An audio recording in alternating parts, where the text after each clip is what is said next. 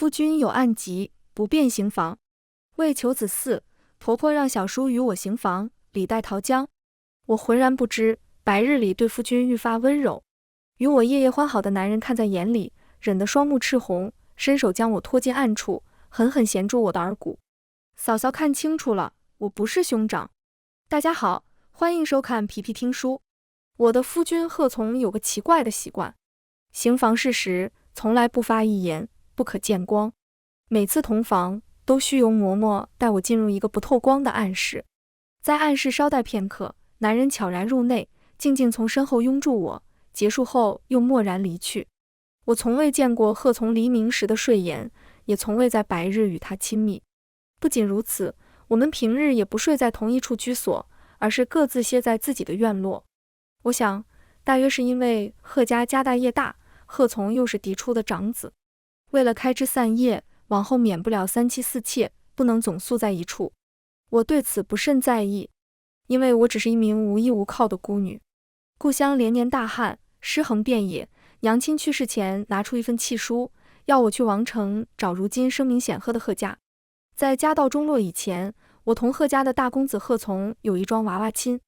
依着母亲的遗愿，我背着竹篓北上王都，叩响了贺府的门。今时不同往日，如今贺大少爷官拜上卿，是天子近臣，贺氏亦称得上名门望族。我忐忑地想，贺家人怕是不会认的。出乎意料，贺家践行了约定，八抬大轿，明媒正娶，抬我进了贺府的门。成亲后，我得以在繁华的王都安定下来，不必流离失所，还能日日吃得饱饭。我不敢奢求更多。贺从对我大概不算坏，只是性子冷淡，冷淡到没有拜堂，没有交杯，没有喜宴，洞房花烛夜也没碰我一点。成亲1年后，我与贺从依旧不熟，每日相敬如宾，几天说不上一句话。我与他虽称得上青梅竹马，但如今的他已与幼时相去甚远，唯一还有几分熟悉的是他的面容。贺从自幼生的出尘，眉眼清秀，气质凛凛，如塞外雪山，洁净而高不可攀。即便我主动搭话，他也总是回应淡淡。久而久之，我也不再想着讨好，只安心过自己的日子。贺夫人很着急，贺从出门公干的当，他与我闲不庭院，拉过我的手攥在掌心，语重心长。他说，从儿脸皮薄，软秧，你做妻子的该多尽些心。我十分为难，同房这样的事，单我努力，用处实在不大。我踌躇着如何回话，一道清越的声音松松地斜插进来，像破风的羽箭。母亲何必为难嫂嫂？兄长不愿意，难不成要嫂嫂霸王硬上弓？贺夫人的脸一阵红一阵白，变了又变。她怒骂道：孽障，何其粗鄙！我转头去瞧，望见了一张与贺从有7分相似的脸。贺连廷，贺府的2少爷。他的生母并非如今的贺夫人，而是一名低微的婢女，已经去世了许多年。作为庶出的少爷，贺连廷平日不大待在府里，这是我过门后第一次见他。听说他刚从边境凯旋，被擢升为了守卫王城的少将军，与他兄长一文一武，也算相得益彰。大约是在休沐的缘故，贺连廷今日未有数万，一身红白相间的青袍，端地闲散。我微微垂手，脸袖向他行礼，见过书郎。贺连廷唇角微勾，用一柄折扇的扇尖托住我的手肘，眉目松懒，嫂嫂不必多礼。日光烈烈地落在他身上，描出一层柔融的光。贺夫人板起脸，新嫂向你见礼，你当侧身避礼。出去打了回仗，礼数竟是忘干净了。我慌忙圆场，都是一家人，这些礼数原是不妨事的。言罢，我又转向贺连廷，听闻书郎常留王都，往后若有闲暇，可尝尝我做的茶点。贺连廷扇面微展，双眸一瞬不错地望着我。好，他笑得漫不经心，一字一句说得极缓，日后还请嫂嫂多多指教。那日之后，贺连廷出现在宅子里的时间变多了，似乎不论我走到哪里，都总能见到他。有时在看书，有时在练武，甚至我清晨去莲池采莲叶上的露珠，也能撞见贺连廷在池边垂钓。贺府的后院有一片很大的莲池，每逢夏日，莲叶接天，碧色无穷。听府中的老仆说，贺连亭就是在莲池旁的那处亭榭出生的，从名字就能看出，他以往在这个家中并不受重视。贺从的从意味瑞玉，而贺连亭的名字却没有这样美好的寓意，似乎只是随意取就。早晨的莲池边静谧安宁，弥漫着成仙的雾气。贺连亭握着钓竿，仿佛聚精会神。我小心翼翼地绕过他去取莲叶，却在指尖快处碰到叶缘时，陡然听见他的声音。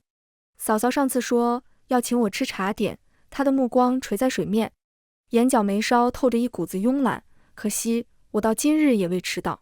那原本只是句客气话，但眼下既然贺连亭提出来了，我也只能硬着头皮应。我今日要做芝麻米糕给夫君，书郎如不介意，我过会儿送些过来。他应得很快，那再好不过了。贺连亭顿了顿，忽的话锋一转，嫂嫂的名字是哪2个字？这个问题有些逾矩，但我愣了愣，还是回答了他。软央，中央的央。哦，他笑着低诵，素由从之，宛在水中央的央。说这话的时候，贺连亭偏过了头，眼神灼灼地落在我身上。我不大擅长记住人的脸，更何况贺连亭与贺从生的确实相似，但要分辨也不是没有办法。贺从的眉眼轮廓更加温和，气质更加冷然，右眼尾处有一粒泪痣。贺连亭则相反，他生了双锐利漂亮的风流眼，瞳仁极黑极明亮，较之贺从多了几分跌宕的邪气。实在不行，只要看右眼的泪痣就行。另外，与贺从的不苟言笑不同，贺连亭平日总是笑着，望着一个人的时候，仿佛下一瞬就要将其拽进极乐的深渊里去，看着莫名叫人有些畏惧。我向后退了退，匆匆向他行礼道别。书郎慢坐，我先回去蒸糕了。直至晌午，我都有些心不在焉。我总是想起贺连亭那双眼睛，他注视我的眼神像直视太阳后暂留在眼皮上的光印，即便闭上双眼也挥之不去。不知为何，我觉得他对我的态度有些微妙的危险，以后还是离他远些才好。芝麻米糕做起来并不难，只是有些麻烦。我忙碌到晌午时分，芝麻米糕才终于大功告成。我将米糕分作4份，1份留给贺从，1份送给婆婆，又换过丫鬟，依约给贺连亭送去1份，剩下的则全给了府中的下人。娘亲曾嘱咐我，在他人屋檐下须得勤快些，努力些，宁可多施1份恩，也不要多结1处怨。黄昏的时候，贺从回来了，我抱着米糕，小跑着从长廊一路迎向他。他似乎刚从什么酒宴上回来，脸色苍白，衣领与袍袖沾着酒气，连步伐也带着几分踉跄。看见我手上的米糕，他僵了僵，声音依旧很凉：“你做的？”以为他喜欢，我雀跃起来，忍不住扯住他的衣袖，絮絮的邀功：“是我做的，如若夫君喜欢，我往后再多。”贺从打断了我：“往后不要再做了。”他冷声道：“这个府里不需要你做这样的事，我也不需要。”可是，我说不要再做了。贺从淡淡伸手，将装着米糕的盘子扫到地上，青花瓷盘摔成几瓣，我的心似乎也跟着碎了一角。他仿佛毫无感情地望着我：“你听不懂吗？”贺从很快就离开了。他走之后，我蹲下身将米糕从碎片里小心地捡出来。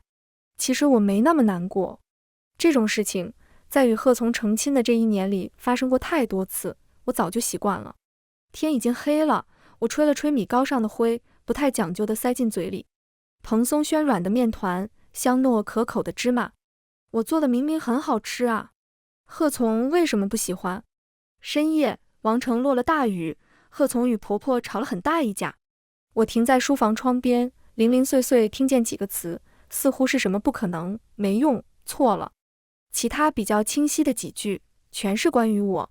贺从说她根本不该嫁进来，他还说这辈子已经毁了。我站在廊上，有些无措，也有些茫然。贺从的一生毁了吗？是因为我吗？愣神的时候，耳边却响起贺连亭戏谑的声音：“真没想到，嫂嫂竟有听墙角的癖好。”我慌乱地回过头，恰好撞上贺连亭漆黑的双眼。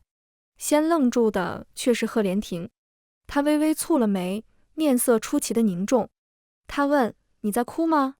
我假装抬头望了望天，又摸了摸自己的脸，诚恳地摇了摇头，只是雨水飘到廊下。贺连亭只是沉默。我朝他扶了扶身，随即逃也似的离开了那里。直至走出很远，贺连亭的目光都如同淋漓的雨水，湿润的粘在我的后背。而当我转过拐角，似乎看见他推门进入了书房。第二日，贺夫人将我叫过去叙话。她说，从前贺从只是过于潜心公务，往后他答应会分出时间陪我，只是往后行房要委屈我一些。因为贺从自身的一些缘故，他同意与我行房，但行房的时候他不会同我说话，也不会点灯。我不明白是什么让贺从短短一夜有了这样的转变，但我没有拒绝的权利。当晚，张嬷嬷领着我去到了府中最偏僻的静院，她将我领进漆黑的房中，让我躺在纱幔层叠的软榻上。随后，我听见张嬷嬷退出房间，带上了门。不久，门被再次打开，黑暗之中，一道身躯从后拥住了我。很长一段时间，身后的人都没有更多的动作，他只是轻轻抱着我，将头搁在我的颈窝，呼吸轻柔地拂过我的耳廓，带起涟漪一般的站立。我小声唤：贺从。他僵了僵，没有应我。我转过身，忐忑地伸手去触碰他的脸，熟悉的轮廓，似乎确实是贺从。自成亲以来，我从来没有像这样与贺从同榻而卧，更没和他说过几句闲话。我不懂自己做错了什么，只是模模糊糊地想，我应该再努力一些。如果不努力但下子嗣，或许将来有一天，我就无法再在这个宅子里待下去。这样想着，我回忆着先前从嬷嬷那里学过的教导，将手向下深探。然而，我的手被攥住了，这也算是意料之中。成亲那么久，贺从对我那样冷淡，想必十分不愿意碰我。我也不知道往后还会不会有像今日这样的夜晚，或许这就是最后的机会。心上一阵骤缩，酸涩到疼痛的地步，我用另一只手挽住身边人的脖颈，急切地抬头吻了上去。因为笨拙，我没能准确地找到贺从的唇，而是撞上了他的下巴。他被我撞得滞了滞，随即如同骤雨般翻身吻上来。他似乎也很笨拙。黑暗中气息浮沉，他的呼吸逐渐滚烫，唇齿相碰，酸意从舌尖弥漫到了齿根。我忍不住唤道：贺从。粗糙的指腹刮过我的耳垂，又倏然停顿，似乎蓦地冷静了下去。他的气息一点一点地凉下去，最后他深吸了一口气，发狠地将我重重按进怀中，却没更进一步。我听见他沉闷的心跳声，缓慢有力的不像一名书生。我小声问：不可以吗？贺从依旧不说话，呼吸却再次急促起来。一阵莲叶般清凉的香气恣意弥散，我还想再做些什么，被他单手抓住两只手腕，扣在了头顶。湿润的吻安静地落下来，他吻得极强势，也极绵长，不知燕足一般的攫取，迟迟不愿松开手，却也只停留在手指与亲吻。他还是不愿意再进一步。我没再强求。黑暗的房间外隐约传来雷声，夜雨落了一宿。我破罐破摔地靠近贺从怀里，睡了过去。昏沉之间，我感觉有人一次次吻过我的唇边，耐心地含着我的唇缠绵，好似十分不舍。我太困，没有睁开眼。醒来时，房间的门已经开了一道窄缝，一点光从门外落了进来。天亮了。我一件一件穿好衣物，平复情绪，走向了门口。张嬷嬷正等在门外，见我出来，她没多说什么，只沉默着朝我行了个礼，然后锁上了静院的门。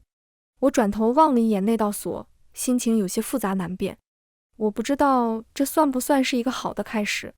用早膳的时间，贺从没有出现。贺夫人出门礼佛，是以今日只余下我与贺连亭两人用膳。贺连亭到得很早，偌大的膳桌琳琅地摆满精致可口的小菜，他垂着眼，默不作声地吞咽，似乎比平时沉默。我谨慎地开口问好：书郎，早。早。贺连亭看起来不是很好，他的眼下蓄着两汪青黑，似乎很疲惫，眼里充斥着隐约的血丝。我犹豫了一下，还是忍不住问：书郎昨夜没睡好吗？贺连亭直住的手顿了顿，语气阴沉不定。你很关心我睡没睡好吗？他的神色冷得吓人，我被惊得懵在原地，不知所措。他是在责怪我多管闲事吗？半晌，他盯着我，缓慢绽开一个熟悉的笑。确实睡得不好。我忙道，我在故乡的时候，曾同娘亲学做过一种安神茶，如若书郎需要。贺连亭放下筷子，眼睛轻轻瞥去一边，避开了我的目光。不必了，他轻描淡写地道，不是什么大事，不过是房间里的鸟有些吵。鸟？贺连亭的房里怎么会有鸟？贺连亭没有解释的意思，他皱了皱眉，依然没有看我。你呢？我怔了怔，他哑声问，你睡得好吗？其实是挺好的。昨夜我在贺从怀里睡了我自嫁入这个府中以来最安心的一觉。贺连亭问出这样的问题，我却总觉得意有所指。过去听人说贺连亭行事无忌，且与嫡兄贺从关系不好，事事样样都总是要同贺从争的。现下他与我身份特殊，或许我应该明确地提醒他几句，好让他知道同我保持距离，否则惹出麻烦，遭殃的只会是我。很好，我小声回答，你兄长也对我很好。贺连亭冷哼了一声，他就是个懦夫。一众仆役还垂手侍立一旁，我脸色一白，书郎慎言。慎言、慎行、慎欲，那都是君子要守的规矩，他满不在乎地起身，我不是君子。贺连亭敷衍一般的扯扯唇，神色再次冷了下去。他不笑的时候与贺从更像。我不知怎么回话，装聋作哑的埋头喝粥，在心里祈求老天让贺连亭早些吃完走人。可惜天不遂人愿。下一瞬，一阵熟悉的熏风习习扑面，宽阔的阴影将我笼罩。我尚来不及反应，就觉得发间一重。贺连亭伸出手扶正了我的发簪，莲叶一般的香气清雅和谐，隐约带着夏日灼人的热意。我如遭雷击，定在原地。这个气息为何同我昨晚在贺从身边闻见的那样相似？回过神来，我像只兔子一样跳开几步，动作太急，手肘撞上了一旁的木柜。我嘶了一声，忍着痛道：书郎自重。贺连亭唇边弧光薄薄，隐含几分讥诮。我不过是见嫂嫂簪子歪了，随手一扶，嫂嫂何必如此紧张？他的视线不动声色地扫过我的手臂，似笑非笑，都是一家人。兄长忙碌，我这个做弟弟的多照拂一些，也属自然。不必了，我低下头，多谢书郎好意。我按住微肿的手肘，快步离开了膳厅，一直走到后院僻静处，我才停下脚步，努力平复自己的呼吸。一定是我想多了，世上怎么可能有这样荒谬的事？即便贺连亭行事无状，贺从与贺夫人又如何能允？阮央，你真是疯了。那次之后，贺从2日没归家，贺连亭倒是待得气定神闲。为了避免在宅中撞见贺连亭，我每日只待在自己的院落，尽量避免外出。贺夫人礼佛回来后，神色愈发忧郁。她来我院中小坐，旁敲侧击地问那晚贺从对我如何。我不敢撒谎，也不敢说实话，只能含糊其辞地表示自己会继续努力。她叹了口气，无声攥紧了手中抹撒的光滑圆润的佛珠，最后没为难我，合了合眼，起身走了。当晚，贺从终于回宅。晚膳时，他罕见地饮了些酒。我记得贺从过去明明很讨厌喝酒，他是清高的读书人，厌恶应酬，厌恶奉承，厌恶虚与委蛇，信奉君子之交，两袖清风。官场上的那些事我不太懂，但我觉得贺从似乎一直在悄无声息地变化着。在那些醉意阑珊、脚步虚晃的夜晚，我看见有些东西在贺从眼里一点一点地碎了。或许是不得已，人总有些不得已。深夜，我用小盅温了甜汤给贺从送去。我想，经过那一晚，或许贺从已经没那么排斥我。到了书房门口，我却又犹豫着停下来。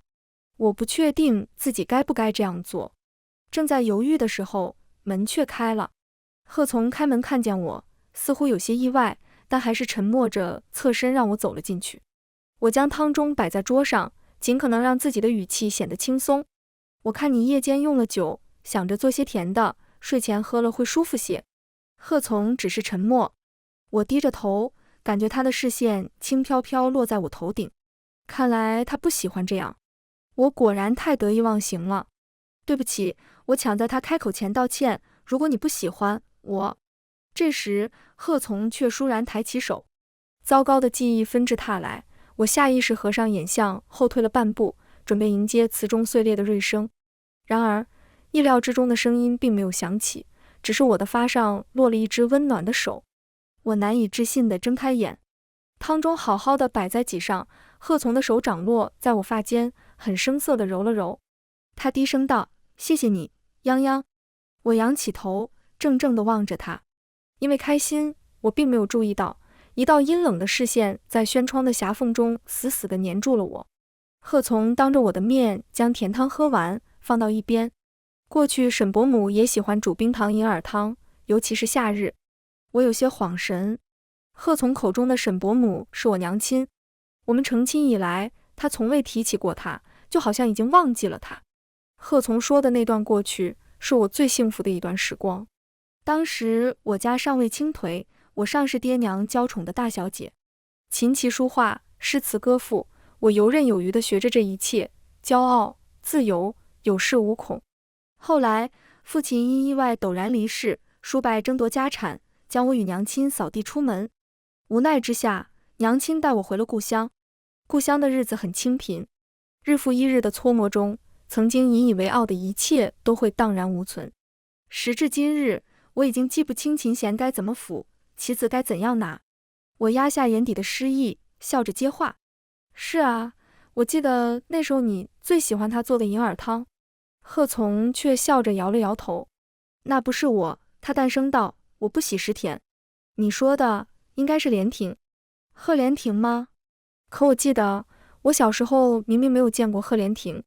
我望着贺从，想问他这话从何说起，但看着他泰然自若的模样，又将后面的话咽了回去。这样安详的时光，对我与贺从来说太难得。我不忍打破，甚至不忍提起无关的另一个人。贺从身上几乎没有什么气味，只有隐约的书墨香，白纸一般干净，让人很安心。迟疑片刻，我伸手握住墨条，为他磨墨。墨汁悬凝，贺从却盯着我的指尖，那里布满老茧与伤痕，早不像当初的模样。贺从道：“我说过，你不用做这样的事。”我苦笑：“你就这么讨厌我？”贺从滞了滞，一如既往的波澜不惊。不，他抬头望向我，声音枯朽低缓的像随时会折断的老木。我只是觉得你应该成为更好的人，也应该拥有更好的人。心弦猛地一动，我无法压抑住自己颤抖的声音。什么叫更好的人？我转头望着他，谁是更好的人？贺从没有立即回答我，他端坐在位置上，平静得像一尊白玉做的菩萨。很久，他才安定地陈述：“你不可能会喜欢我这样的人，该离我远一些。”他垂下眸，软央：“我是为了你好。”墨条几乎被我捏碎，我无法再显得淡定，说出口的话语激烈得不像我自己。你又了解我多少？既然如此，你当初何必娶我？我与贺从不欢而散。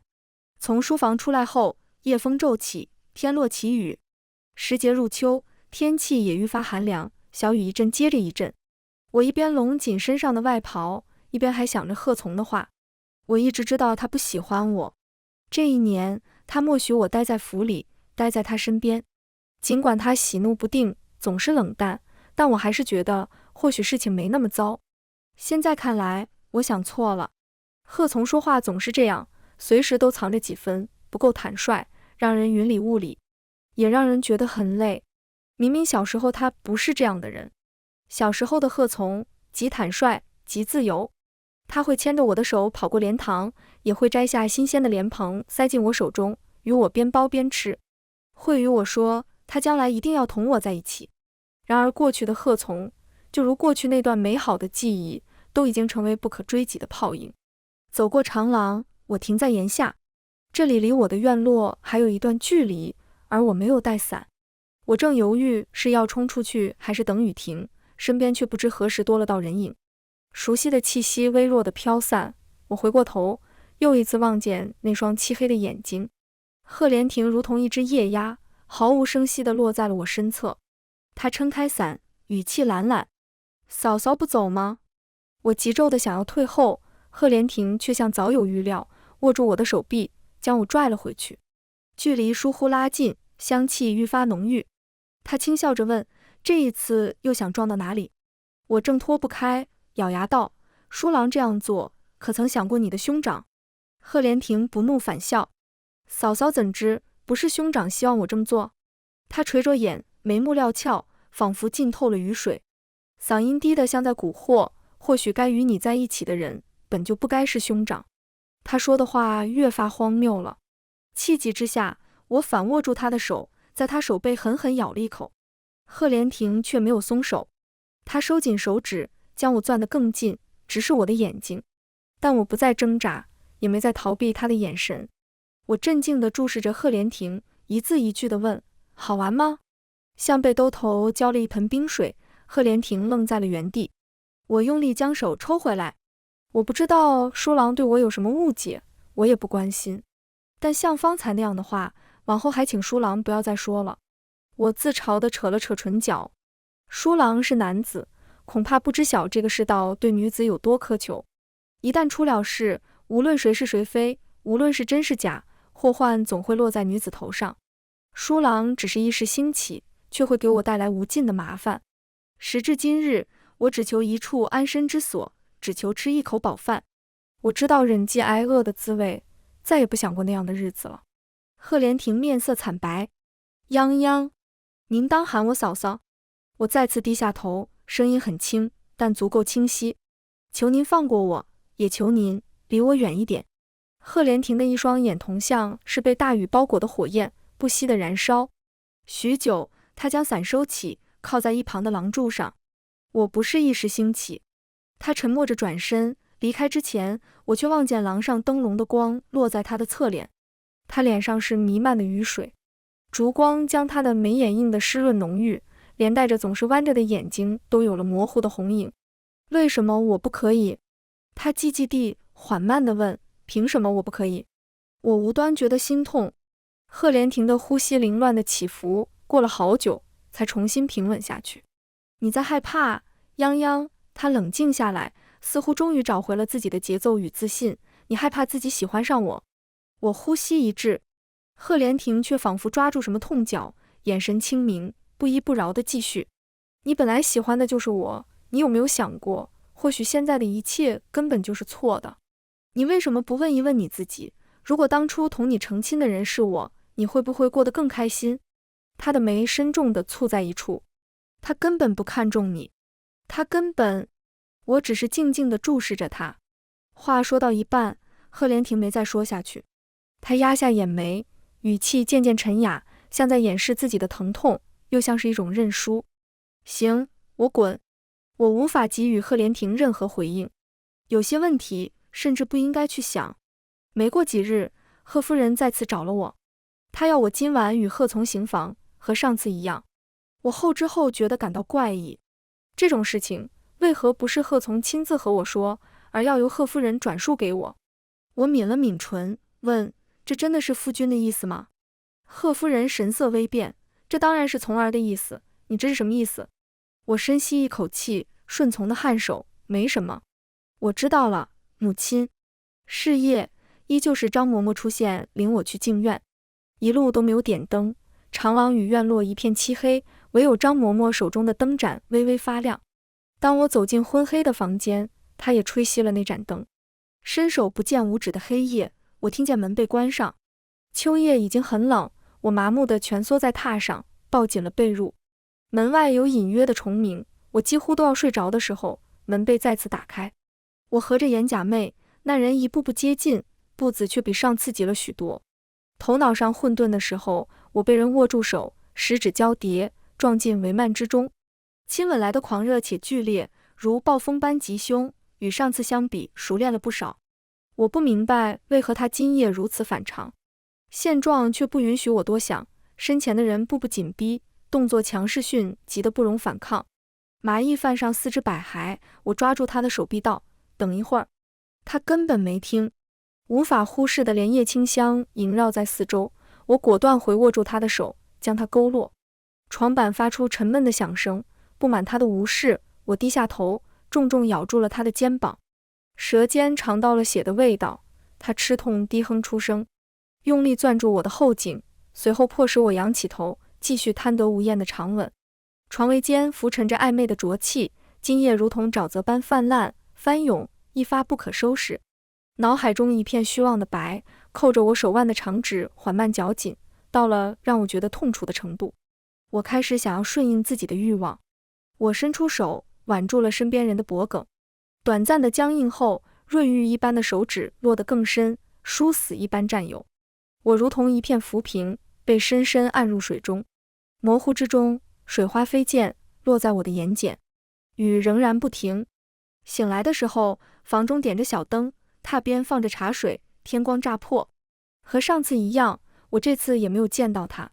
用早膳的时候，所有人噤若寒蝉，我自顾自细嚼慢咽。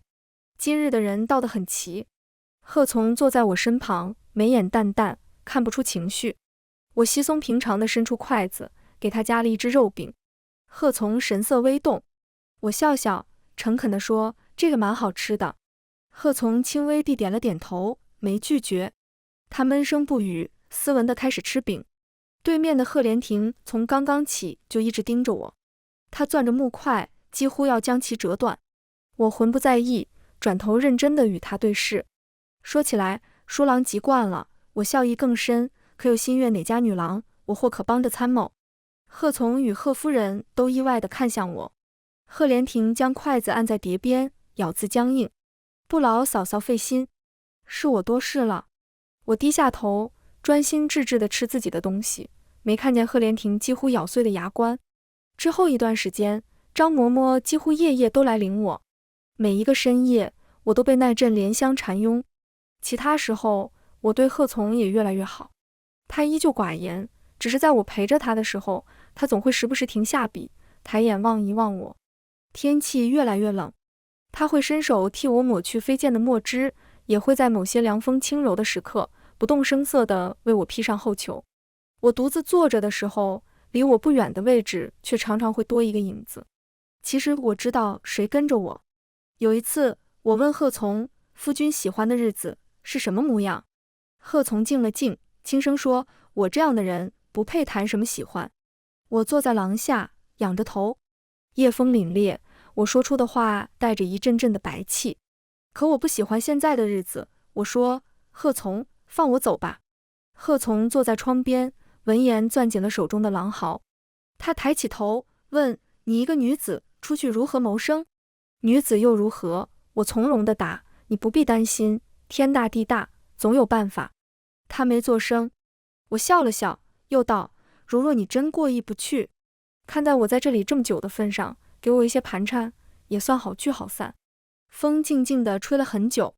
贺从走到我身边，神色恍惚地伸手触碰我的发尾。半晌，他似乎回过神，恢复了一贯的镇静。我知道了，他道：“我会同母亲说。”贺夫人并没多说什么，她每日吃斋念佛，闭门不出，似乎越来越无心后宅之事。贺从的官位扶摇直上，听说他开始手握实权，兴建了堤坝，出台了新政，越发受到器重。人人都说贺从是出了名的清流，我很替他高兴。我很快开始收拾自己的东西，东西不多，几个包就能装下，其中最重要的是一纸和离书。自我提出离开的那日起，我就再没见过贺连亭，也再没去过静院。我离府的那日清晨，天空晦暗，但没落雨。直到我走出府邸的前一瞬，都没人来送我。一只脚迈过门槛时，急促的脚步声急速接近。我回过头，被贺连亭握住手腕，拖到了身边。尽管四下无人，他还是带着我走进假山深处。天光从假山的破漏处投进黑暗，落在他脸上，半明半暗。他的一双眼红透了，嘴唇颤动，却许久发不出声音。今日的贺连亭较往日有些不同，衣着清浅，面色严肃，甚至他在右眼尾的位置也点上了一粒小痣，更像贺从。还是我先出了声，我说：“多谢你来送我。贺连亭双唇紧抿，倏然俯下身，衔住我的耳骨。往日的戏谑轻慢消失无踪，取而代之的是无尽的不安与惶恐。你都知道了是吗？我背靠着假山的石缝，没有否认。贺连亭颤声问，你知道了多少？我伸出手，用指腹用力地慢条斯理地抹去了贺连亭眼角的痣。你可以不用再做别人了，贺连亭，我说，你长大了。贺连亭却似乎误会了我的意思，他抱紧我，泪流满面的恳求，仿佛一条摇尾乞怜的狗。我可以做一辈子兄长的影子，只要你愿意看看我。软央，我承认是我卑劣，是我过分，是我蓄谋已久。所有的骂名、羞辱，我都可以受，我不在乎。我只是不想你承受那些。我只求你看看我，我求你不要走。我叹了口气。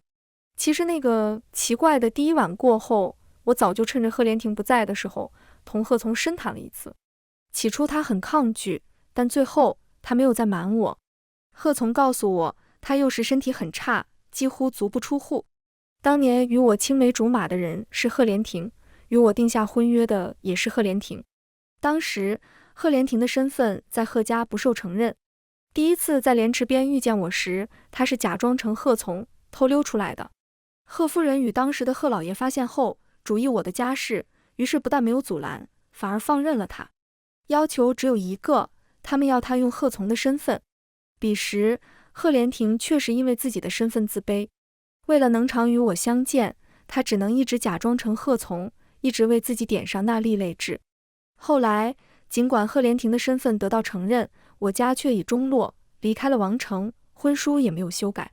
这些年贺连亭为了证明自己，在战场立下赫赫战功。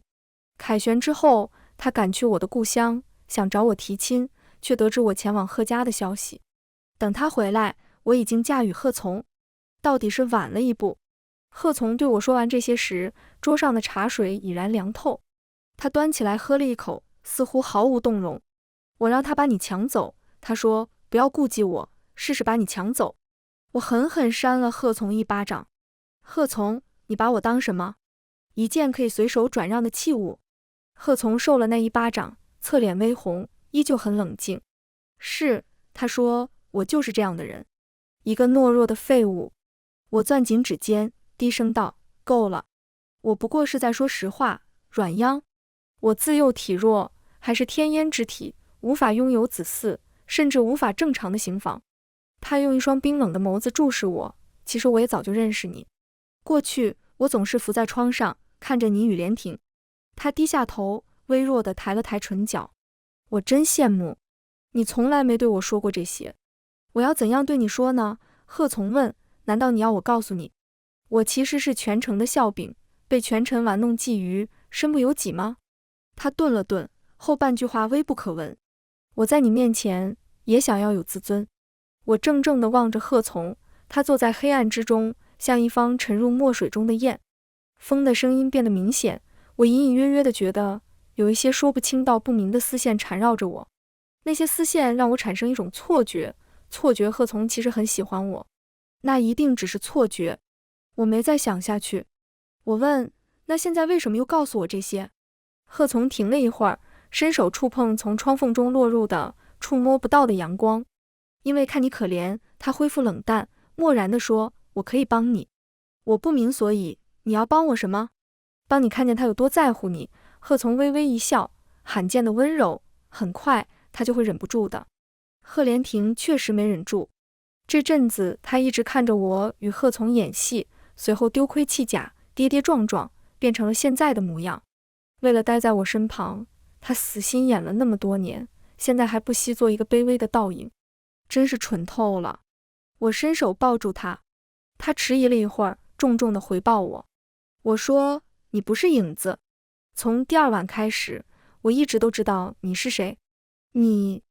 我们搬出去吧。我说。贺连亭正愣着，颊边有未干的泪痕，显然没反应过来。什么？我说，我们一起搬出去吧。贺连亭，我耐心地重复。现在我不是你的嫂嫂了，那么你要和我在一起吗？隔了一天，贺连亭从那个宅子离开，和我搬到了一起。他对那个家，除了那片莲塘和旁边的莲亭，似乎就没什么留恋的了。他离开那天，我去接他，贺从站在小楼的窗口望着我们，我朝他招了招手。贺连亭没回头，哽着一口气，催我快走。